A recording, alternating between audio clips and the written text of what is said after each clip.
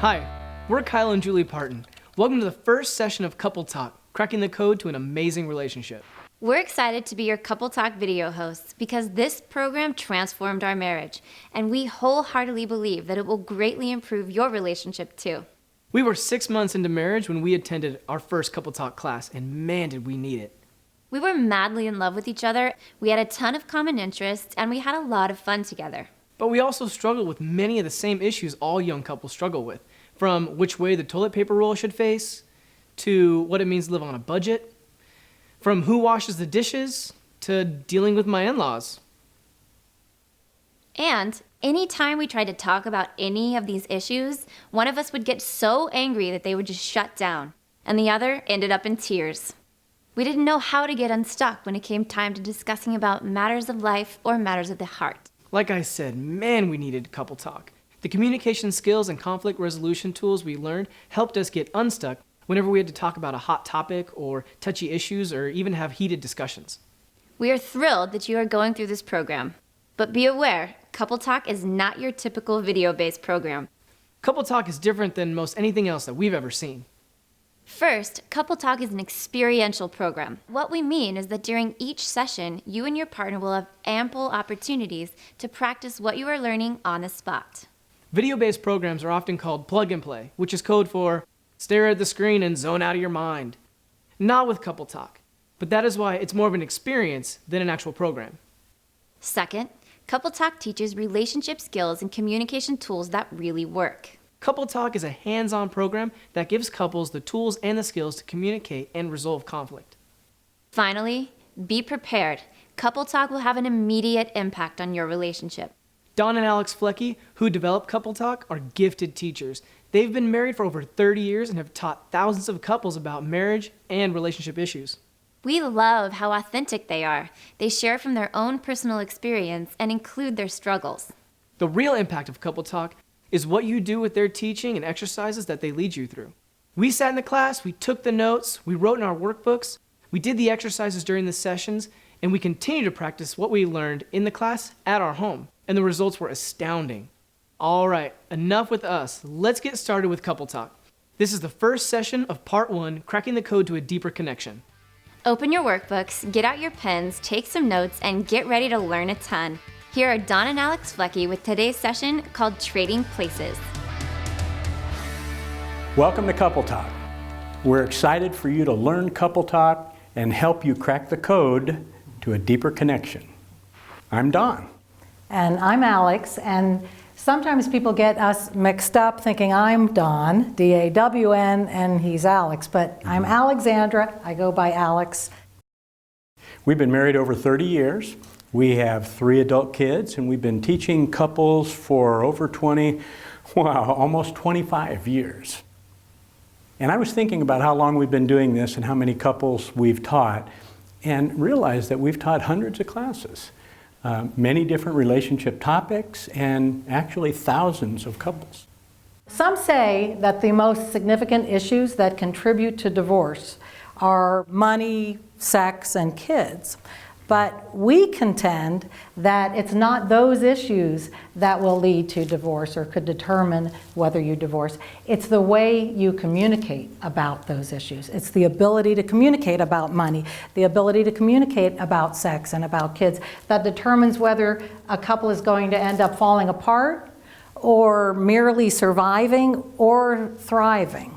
And we believe, we know it's possible to thrive no matter what the issue, and that's why we developed Couple Talk. Here's a bit of our story. This is a picture of Mount St. Helens on May 17th, 1980. A beautiful mountain in the state of Washington. This is it on May 18th, 1980. On May 18th, 2 cataclysmic events happened. One was the volcano that was Mount St. Helens erupted. Right, it was a major event. There were over 60 deaths. There was tremendous destruction. Ash came all throughout the West Coast. The other cataclysmic event is that we got married. And it turns out that Mount St. Helens is a perfect metaphor for our relationship. Beautiful, idyllic one day, and blown apart and devastated the next day.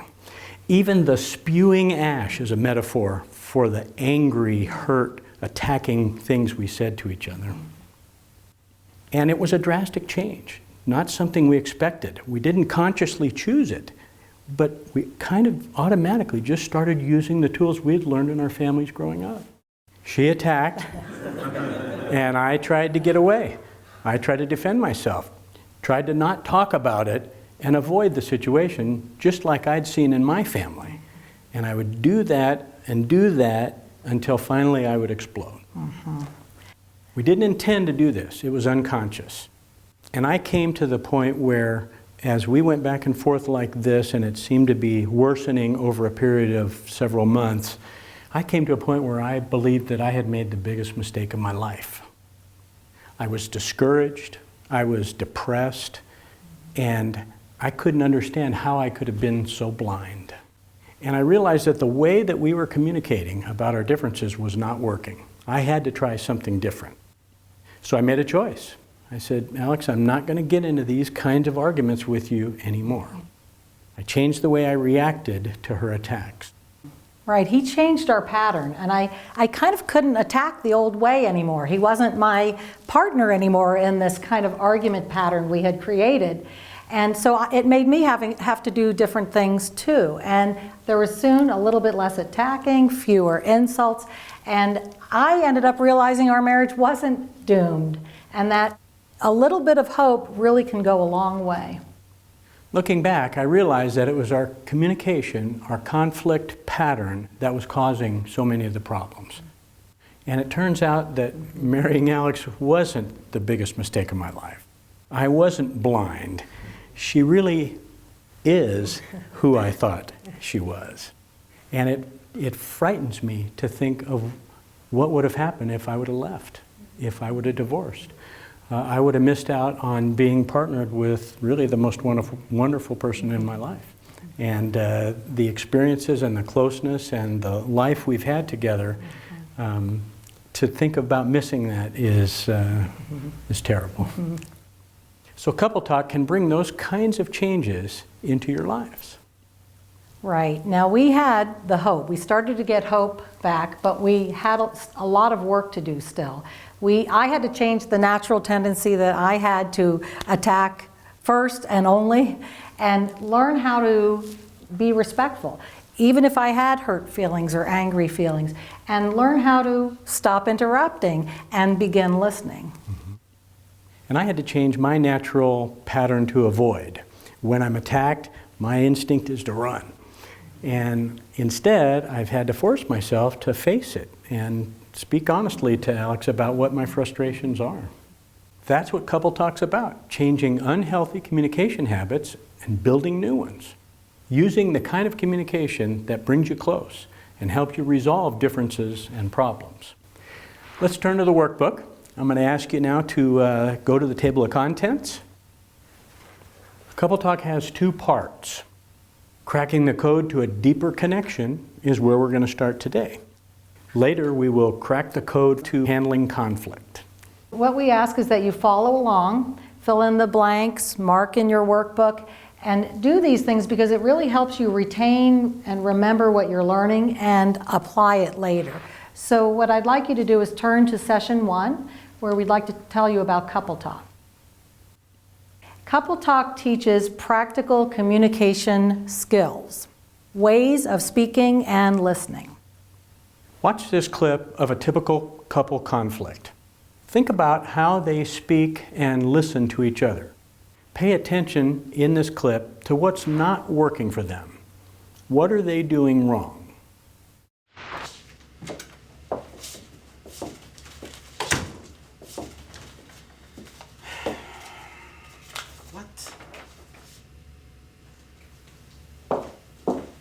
Jeannie, what is this credit card bill? What? How are we ever going to get out of debt if you keep spending money on junk? It's not junk. I had to buy a couple outfits for the conference. Besides, you spent way more on that golf trip. There you go again with a golf trip. You know, I work really, really hard. You know what? You act like you're the only one who works around here. I work full-time too, and then I have to come home and do all this around the house. What do you ever do to help out the family? Let's see. I worked all day the other day fixing the faucet. Yeah, good job. And it's still leaking. You're a great handyman. Well, you know, at least I try very, very hard to save money for this family while you continue to spend money uncontrollably. You're ridiculous. You act like you do everything around here and you don't even know the half of it. Who's the one who has to always go pick up the kids? Oh, really? Always pick up the kids? Let me remind you, last week I got a phone call from the school because you forgot to pick up our children. I can't believe you're bringing that up. You know how bad that made me feel, and you keep throwing that in my face like you never make mistakes. Oh, I make mistakes. I made a lot of mistakes, and the biggest mistake was 15 years ago. Let me ask you as a group, I'd like you to give some feedback. What did you notice that they did wrong in that clip? One of the first things I saw was they used always and never a lot. Uh-huh. Always Sure and did. never. Yeah, that's right. They always do.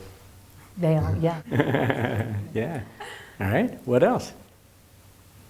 I Tia. feel like they kept trying to one-up each other. Like whenever they accuse someone, it's like the next level of, well, it wasn't as bad as when you did this, and it was just these levels of trying to compete. Yeah, kind of a battle, wasn't it? Yeah, who's going to win? Right. Did you see much listening going on in that skit? Not so much, huh? A lot of talking, not much listening. Don't we all do that? I mean, if we're honest with each other and we admit that, well, the good news is that couple magically went through a CoupleTalk class in that time we've been talking. Yeah.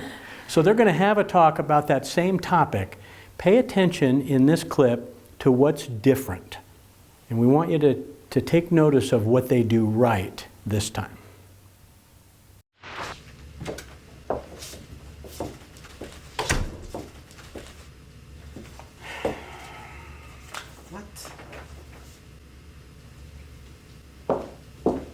Jeannie, what is this credit card bill? What? How are we ever going to get out of debt if you keep spending money on junk? It's not junk. I had to buy a couple outfits for the conference. Besides, you spent way more on that golf trip. I'll tell you what, this is not going to go anywhere. If we continue to do this, we're going to fight. It's just going to be a horrible scene. So maybe we should just sit down, talk about this. Let's just use the skills that we learned in CoupleTalk. Okay? Okay. Honey, I want to redo what I said a few moments ago. I do appreciate you. I appreciate the fact that you work really hard at your job, and then you come home and you work very hard at home, the way you take care of the kids, and I acknowledge that I see you trying to save money, you know, you cut the coupons and so forth. But when I got that credit card statement, I just, you know, I saw those charges and I just got really upset and kind of lost my cool. So you acknowledge that I work really hard and that I am being careful about my spending, but when you got your credit card statement, it made you angry and you had a lot of pressure about making the monthly payments. Yeah, I feel a lot of pressure. I feel sometimes that I'm just alone in this situation in regards to our finances. There are times that I'm feeling very just hopeless about things, and boy, sometimes it really gets discouraging, you know? So you feel down because no matter how hard we try, we just can't seem to get out of our financial issue. Yeah. Well, as I see it, you work really hard and so do I. And I just want you to know that I worked at trying to be careful about spending, and I only spent what I needed for the conference. And I was really nervous about handing over that credit card. Well, you work really hard, and you were careful, you know, with spending the money, and you were nervous when you handed the credit card over, probably because you were worried that I might get upset at you when I got the credit card statement. I'm glad to know that you recognize what we're going through, because I felt alone for quite a long time. And so thank you very much. I'd like to just sit and talk and figure out a way that we can work together and get this mess cleared up. So you're relieved that I'm being cautious about my spending and that we're both taking responsibility for our finances, and you'd like to take a fresh look at what we're doing and try and work on our getting out of this debt? Exactly, yes. Great. This feels really good. I think we're going to be able to work this out. Fantastic. Take 30 seconds and talk to your partner about what they did right. Go. Go ahead and talk to your partner.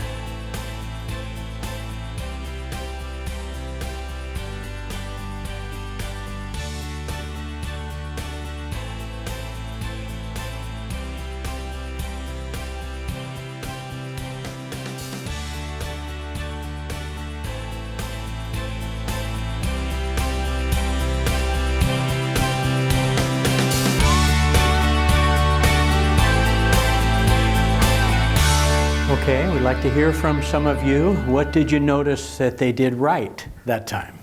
Sarah? Well, I noticed that they caught themselves before it escalated, so they were able to diffuse the situation. Yeah. They recognized what was going to happen. Yep. Uh-huh. Good. Jennifer? And in addition to that, every time someone would share how they felt, the other person would repeat it back to them to make sure that it was clear and that they were being understood. Yeah, good. You caught that. Nice. Anybody notice that there were some appreciations that went on in that? Yeah. Kind of changed the whole tone of that, didn't it? Yeah. He was ready to explode, and like Sarah mentioned, he caught himself and stopped and said, listen, we can do this a different way. And he began by talking about how he appreciated the work that she does and that she does try to watch her spending. And that really sent that conversation in a whole different direction. Good. One of the things we want to make a point about here, though, is to get to that point of learning these kinds of skills and to get skillful at it, to get good at it, it takes practice. So you've got to practice. Couple Talk is backed by research. The original program that inspired Couple Talk is one of the first marriage programs ever written. And it was written over 40 years ago by Dr. Bernard Gurney, who's known as the grandfather of marriage education. Right, and the research has come back again and again showing the positive results. Closer relationships, better problem solving, feeling more connected. And from that are the Couple Talk core values. On the left side, write openness and honesty. We want you to be able to have openness and honesty as you relate to your partner. But have you ever known someone who was brutally honest? Yeah. How'd that feel? Unsafe? Yeah. Offensive? Right. You probably felt attacked. On the right side, write caring and compassion. We need honesty, but we want it to be blended with care and compassion as we're telling the truth. Too much honesty can be an attack. Too much compassion might be avoiding talking about things that need to be talked about. Putting them together is a sweet blend. And on the bottom, write the word commitment. That's the third core value, commitment. What I want as an individual and what Alex wants for herself is not as important as what our marriage needs. So there's a separate commitment that we make to us, to our relationship. That's the third core value. So now you know what Couple Talk is about, and this session is about trading places. And I need a volunteer couple to get us started. Okay, Adam and Sarah, come forward please, and I'm going to have Adam come here, you stay right here. And I'm going to ask you, Adam, to turn and walk kind of closely over here to the screen. You got to put your face right up about there. Great. Sarah, you're going to stand almost in the same spot, but you're going to turn your back and face this way. Okay? Good.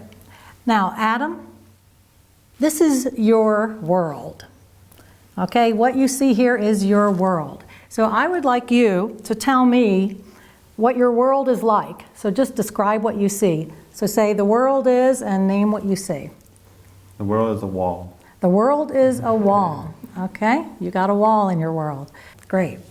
Sarah, this is your world. Mm-hmm. Okay, and these things in it are all in your world. Mm-hmm. And I would like you to tell me about your world. What do you see in your world? The world is, what does it happen? Open. A lot of happy, loving couples. Oh, okay, happy, loving couples. Just a second. Adam, do you have any happy, loving couples in your world? No. I didn't hear any. It sounded like you had a wall in your world. That was just about it, huh? Just it. That's about it. Well, now what's wrong with your wife here? You're standing in the same spot. She says she sees happy, loving couples. What is she thinking? I don't know what she's thinking. Yeah, let me find out a little more about her world. Okay, tell me what else is in your world? What do you see? I see nice furniture. Nice furniture in your world. Now wait a second. He's telling me there's just a wall in the world. You're standing on the same spot. What is he thinking? I think he's blind. You think he might be a little blind. He does not see the happy couples. He doesn't see the nice furniture. It's a little bit sad, his world, isn't it? Okay. Well, now what I would like you to do is just take a step forward. Okay. And Adam, go ahead and turn around and look over Sarah's shoulder. So just position yourself to look over her shoulder. Now tell me what you see in Sarah's world. I see a lot of happy people. A lot of happy people and See a lot of furniture. a nice furniture. Aha. A very nice world here, huh? Yes. Yeah, so you're seeing Sarah's world. Now I'd like you both to turn and face Adam's single color wall world and confirm. Is this what Adam's world is like? Yes, I see the wall. You see the wall, right. So it turns out, let me have you turn this way, both of you, and face the other way and look over her shoulder. Turns out that it was just a matter of kind of taking turns and trading places to kind of look over each other's shoulder and see that the worlds you were seeing both existed, but it was just from a different perspective, wasn't it? Right. So this stance represents the core of couple talk. It's not just learning about speaking and listening. It's looking over your partner's shoulder to see the world as they see it. And the standing in one spot can represent like a conflict issue. And don't we often feel like, you know, how can this person see this issue so differently? What are they thinking? But what we really want is to be understood and have our perspective understood. And our partner wants that too. And that's what trading places is about. Understanding each other's perspective from the inside. Taking turns doing that. Thank you very much. Thank you. Trading places is not just seeing from your partner's perspective and acknowledging it. It's getting into their shoes, getting into their heart, feeling what they feel. It's called empathy. In your workbook, empathy is defined as putting yourself in another person's shoes or heart and identifying with the other person so much that you momentarily take on his or her thoughts, feelings, concerns, and desires. And recent research on empathy has shown many interesting things. We want to lead you in an exercise now to allow you to experience empathy yourselves. This exercise is called the childhood memory. We want each person to think of an event that happened to you as a child. Could be pleasant, could be unpleasant, but an experience that has emotion and meaning to you. Something with emotional impact. Then you'll tell your partner this story. I'd like to ask for a volunteer to come and be up front with me and tell me your childhood story. And while he or she is telling me their story, I will trade places. I'll put myself in his or her place, and I'll try to understand from the inside. Thank you, Callie, for volunteering. Callie and I are sitting facing each other, knees almost touching, knee to knee, and that helps me to give my best attention. My body's positioned to where I can really listen my best to her. So I'm going to ask you to tell me your childhood story, and then I'm going to tell it back to you. We'll trade places, and I will tell it back to you as though I'm you. Okay. So go ahead and tell me your childhood story. Okay. Well, basically, growing up, I always knew my parents would get a divorce. They would always fight, especially in front of me. I never saw them reconcile. I also never saw them love on one another or tell each other that they loved each other. And my senior year in high school, my mom slept in a completely different room in the house my entire senior year of high school. So they never actually told me that they were staying together because of me, but it was obvious that's what they were doing. So when they told me they were getting a divorce, it was not really that shocking or surprising. What was weird is kind of how it played out and how they went about it. Now I'd like to trade places with you and retell your story up to that point. So let's trade places.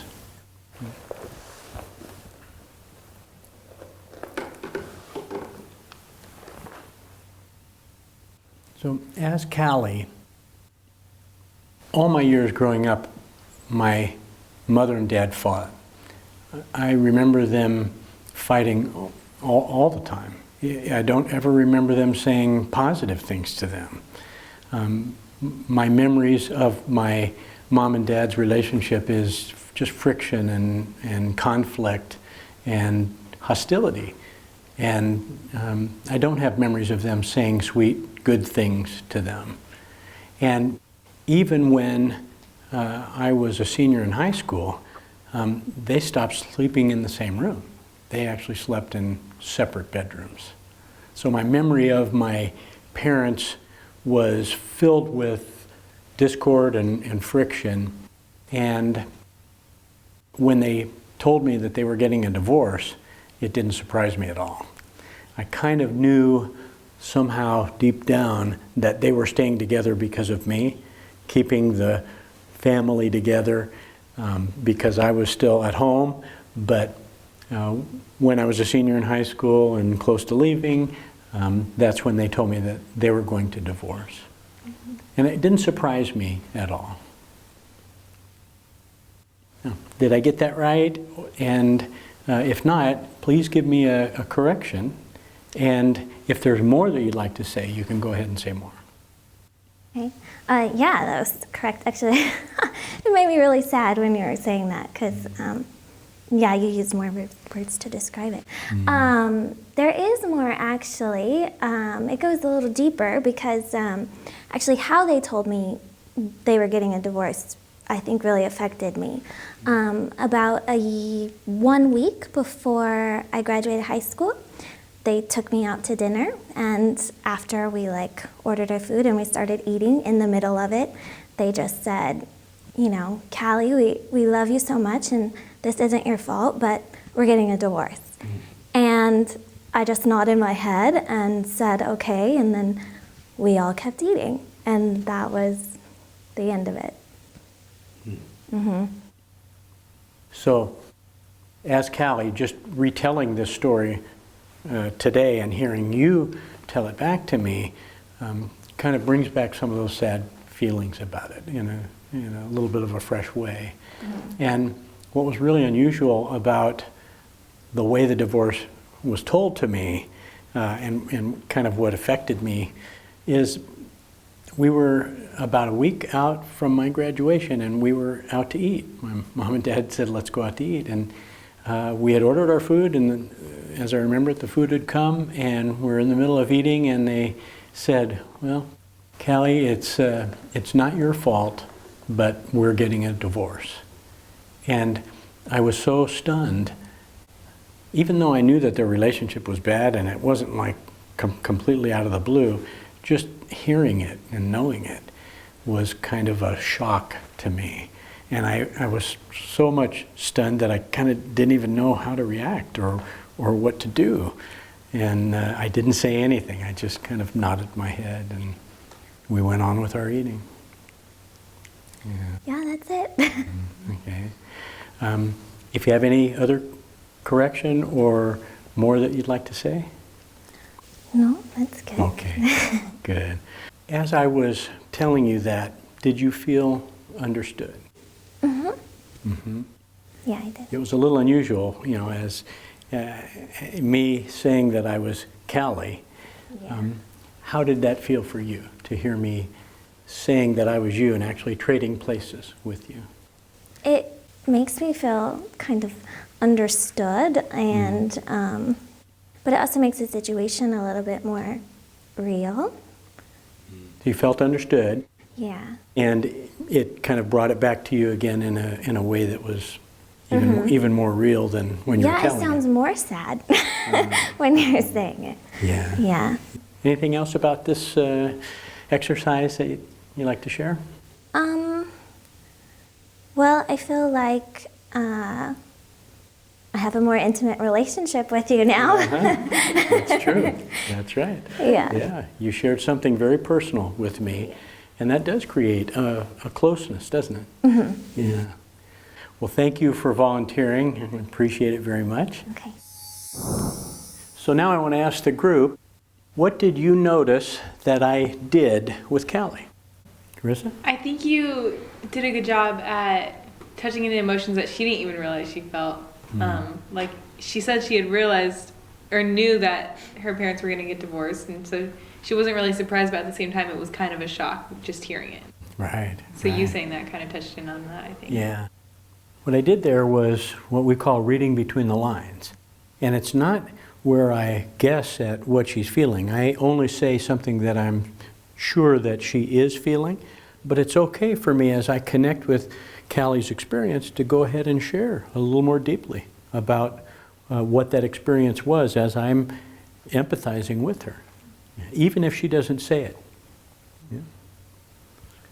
Other comments? I think something else that's really important, just in the whole situation, is the fact that you were sitting like in a way that you're looking straight at her and you're making eye contact. And you made eye contact the entire time when she was telling the story and when you retold the story. Right. Just that you were engaged with her. Right. I did. Yeah, and that's an important part of it. That body language matters. If Alex is going to tell me a story, something important that she wants to talk to me about, and I got the game on over here and the remote in my hand, yeah, you know what? She's not going to get everything from me. She may not get very much at all. Right. Yeah. Any other observations from that demonstration? Tia. I thought it was very important that you made a breaking point so that because you know your limit of your memory and what you're going to be able to remember as far as the details. So it's good for you to say, okay, let me recap from this point, and then you can add more later. Yeah. It's not a test. It's not a memory test. It's connecting. It's trading places so that I can be Callie. I can be the senior year Callie for that short period of time as I'm connecting with her story. Yeah. And she mentioned something that I'd like to affirm. She feels closer to me now. Yeah. She told me a personal story, and I listened attentively, and I told it back to her in a way that showed her that I was not just hearing the words, but I was feeling what it was that she was feeling. And that brings us close. That's the magic of empathy. Well, the good news is, now it's your turn. In your workbook are a list of events that are common in childhood. And maybe one of these will resonate with you as you're thinking about your own topic. A loss of a pet. Maybe there was a move when you were a child or to a new school. Perhaps rejection by the opposite sex or by friends. A sports experience. An experience that happened at church or Sunday school. A holiday experience. So perhaps something on that list prompts a memory for you. Let's turn to the instructions in the workbook.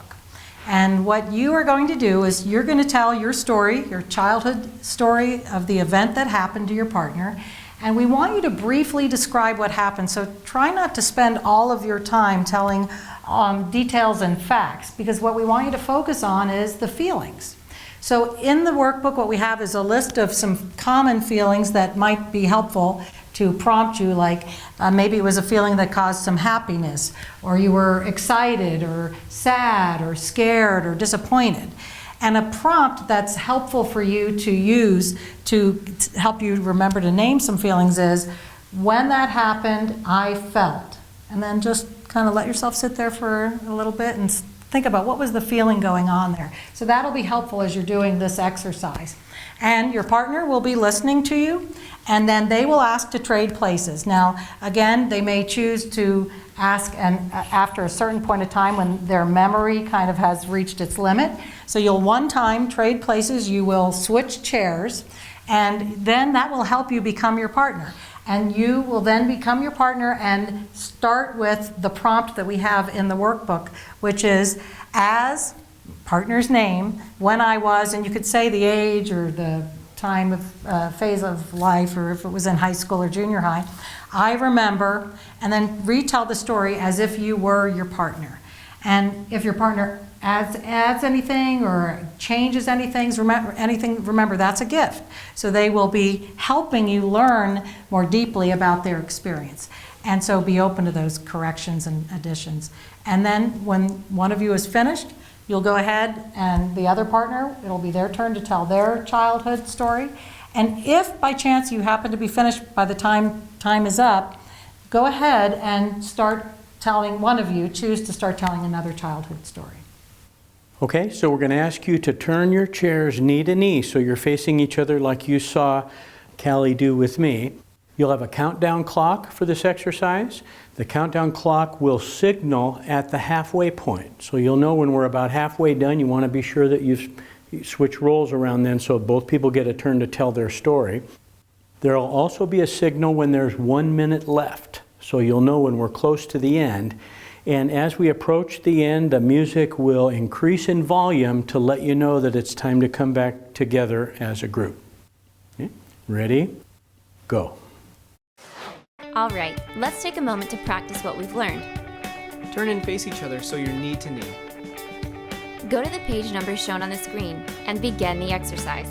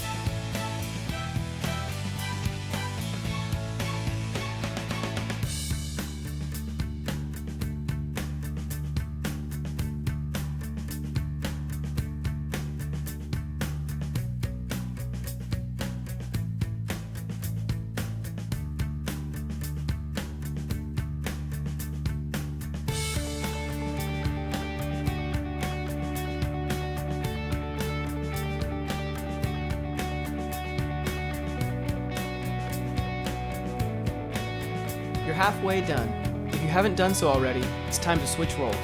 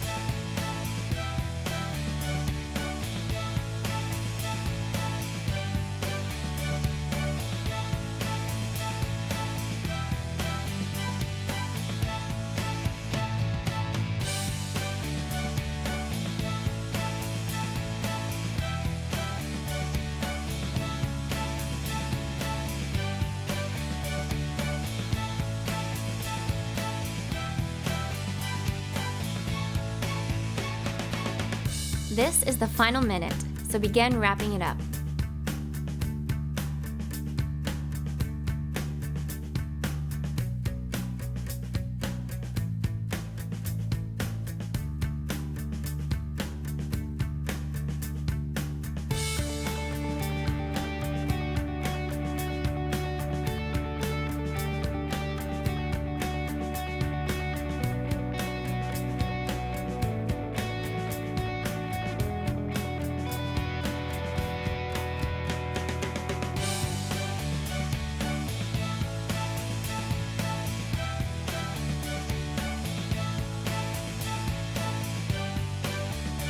Turn back to the video. Don and Alex are getting ready to start.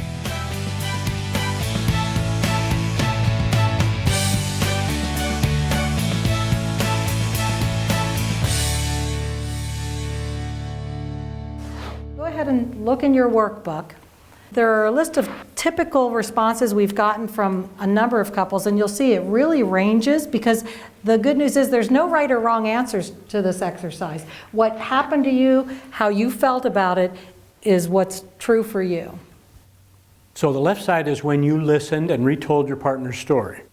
I'll read the responses and you can mark any that are true for you. It was hard work.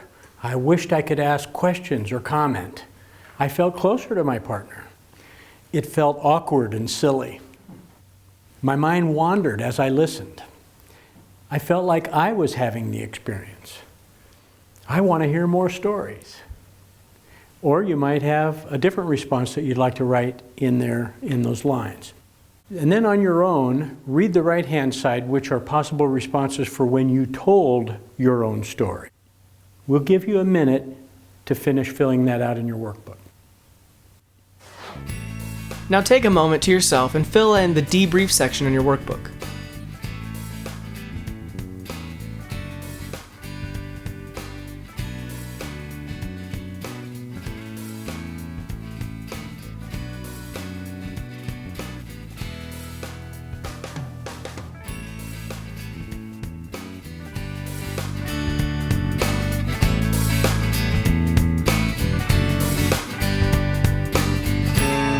Okay.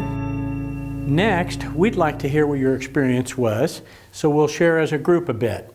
What was that exercise like for you? From my standpoint, it was a little different because it was a story I'd heard before. But what it ended up doing, it kind of, I've heard it before, so before I was like, oh, I understand that story, I get it. But switching the roles helped me to see her, like even now, like how she would react in that situation, and putting myself in her shoes of how, like what emotions were going on, and like being in that home and like just seeing the setting around me. It's kind of like in that virtual realm, like kind of putting yourself in that situation gives it another like depth and understanding to what the situation, even though I'd heard it before. We often hear that with this exercise. People report that it was a story they'd heard before, but it hit them in a way that they had never experienced. They understood it in a way they had never understood it. Yeah. Jennifer. This might be a little bit of a different perspective, but when I was telling my story and he was retelling it, like instead of getting frustrated that he was missing like major parts of it, like I was cheering him on. I felt like I was just like, come on, like let's do it, like you can do it. And so that's cool, because that's different than being frustrated that why aren't you getting it? Yeah. That you want them to get it. It's sweet that you saw it that way, and I'll remind the group that these are skills that are developed. They're like muscles. So as you do them, your muscles are going to build and it's going to become better. And that's how it is. Keep working those muscles.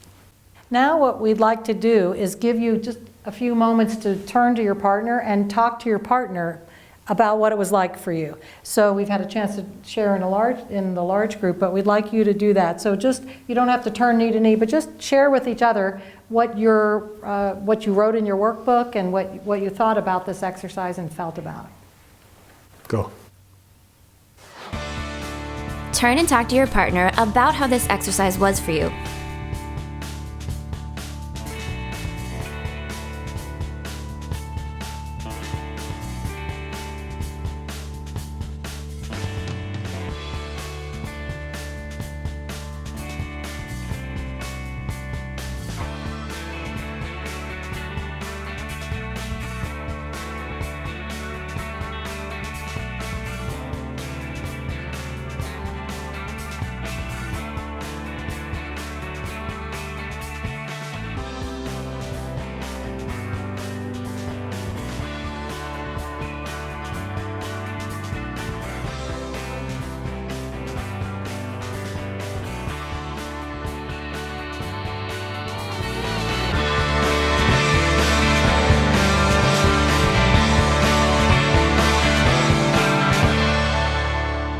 So turn in your workbook, and what we'd like you to do is think about some of these points that we've learned about empathy and what we did here. So a couple of points we want to make is that trading places is becoming your partner and understanding them from the inside. So it's not just about listening and parroting back facts and things like that. It's understanding them from the inside. And the second point that we do want to make is that when you trade places with your partner, it really helps you set yourself aside and prioritize your spouse, right? Now, we're not interested in only having you do an exercise here. We're interested in what happens after you walk out and you go back to your lives. When you have the job and the kids and the bills to pay and in-laws and busy stuff, all of that. Right. So in your workbook, we have a place where we talk about cracking the code in everyday life. What we're asking you to do is think about trading places now that you're going to be leaving here and trading places with your partner, and start to notice the feelings maybe that they're feeling. So as you think about what's going on inside of your partner, try to put yourself in their place and ask yourself, is my husband feeling sad right now? I'm noticing some things. Or is there something that they seem to be happy about? They seem more lighthearted right now. And when you notice that, join them. Join them by responding to them in the way that would help them or support them. So if your partner is feeling sad, what is it that they might want? Maybe just kind of stay close by. Maybe that's all they need. If they're feeling overwhelmed, do you know maybe what your partner might want? Would they want you to say, hey, let me help you out here. I know if I'm feeling overwhelmed, I have a little bit, Dawn knows me well enough to know what I might want. If I'm feeling overwhelmed, what? I got to get away. Yeah. I got to stay out get out of the way. Yeah. I get out of the path. I got to get right over there, and you're in my way. Right. So you get to know your partner. When they're feeling certain feelings, find out what is it that they would want from you in terms of response. So that's the way to crack the code in everyday life in terms of using this trading places. We've got an exercise now that we love ending our sessions with. We call it partner appreciations. And the fact is that most of us don't do this enough. We tend to point out the things our partner did wrong, right? We point out the mistakes, or we give helpful advice because we just want to make them better people. But in reality, what we all really want is to hear those positives about us. We want more support from our partner. So what we're asking you to do is think about those things you appreciate and admire about your partner and say them out loud. So we're going to simply ask you to tell your partner something that you appreciate about them. And in your workbook, we describe some of the things you might want to choose from, such as something you admire about them, something you appreciate that they do, a special quality they have, a time they made some extra effort for you, something from the past that you remember and really appreciate. This is the kind of thing that really can build deeper connection. So we have lots of opportunities in here in Couple Talk to do this. This is your first opportunity. So you'll tell your partner something you appreciate, and after that's been done, your partner cannot just say, thanks, that's nice, felt good. No. Your partner will summarize back to you what was just said to them, that appreciation, such as, you appreciate that I do such and such. Right, and that gives you kind of a double dose of appreciation. You hear it from your partner, and then, as you're summarizing it back, that helps you internalize it more. Your partner gave you an appreciation. Take it in and feel good about that. And we all need that, especially from our partners. So we're going to do a demonstration. Dawn is going to do an appreciation of me. We always do this, whoever can say first who gives an appreciation. So Dawn's going to be giving me one, right? There's so many to choose from. That's right.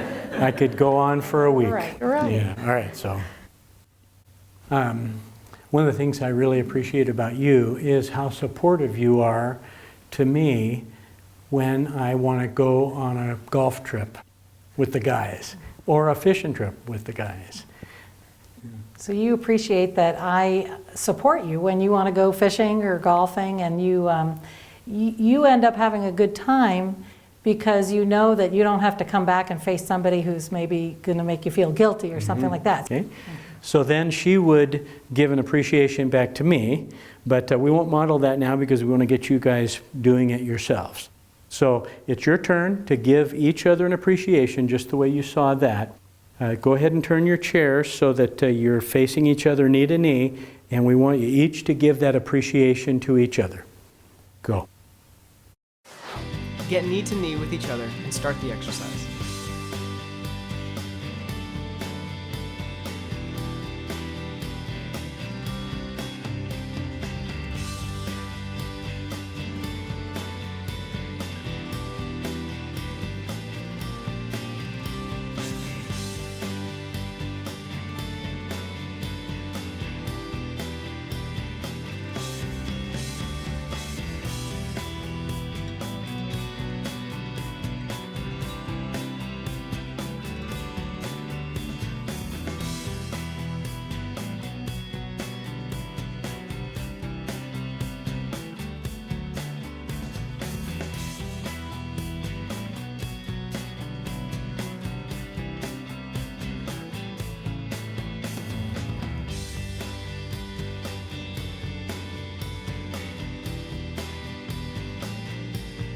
You're halfway done. If you haven't already done so, it's time to switch roles.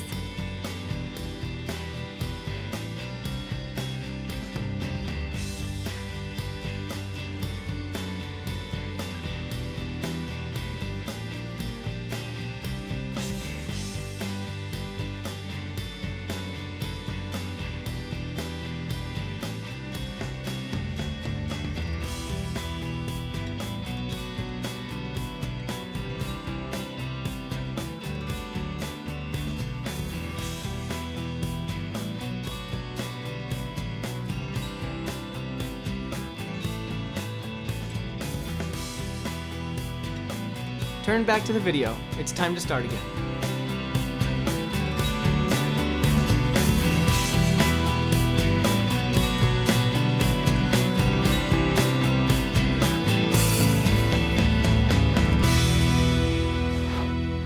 Good. Now we'd like you to mark in your workbook and reflect on what that was like for you. We'll give you 1 minute for that. On your own, complete the quick debrief.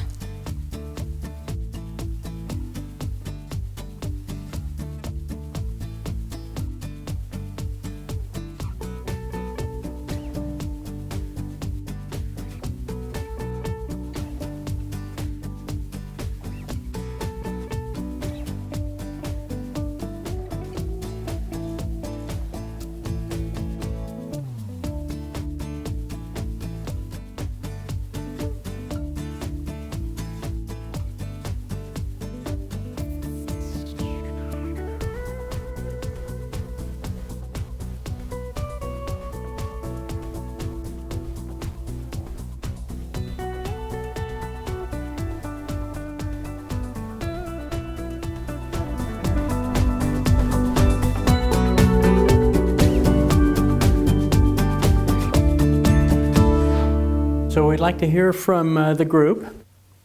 What was that like to hear those appreciations from your partner? Carissa? It was refreshing. The one that he mentioned about me, I didn't even remember it. And it's because I guess it was so little in my mind that I didn't think anything of it. And so it was nice to hear what he appreciated. So now I know it makes me want to do it more.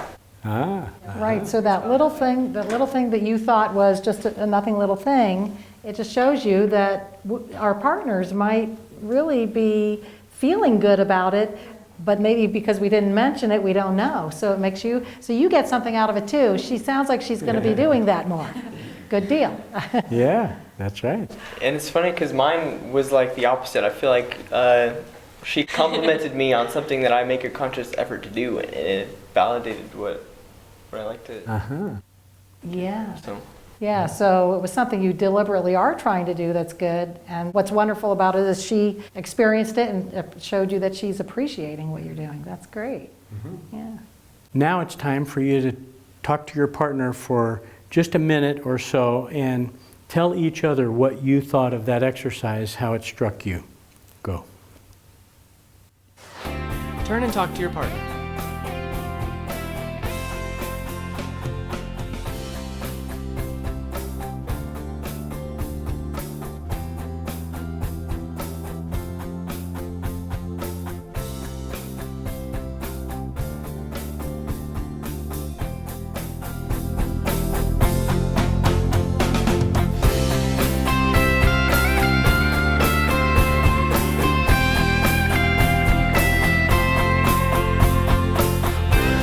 Okay, I got to bring you back together. We're going to wrap up. Well, we are really looking forward to our next session, which is listening fully, where we will keep on cracking the code to a deeper connection.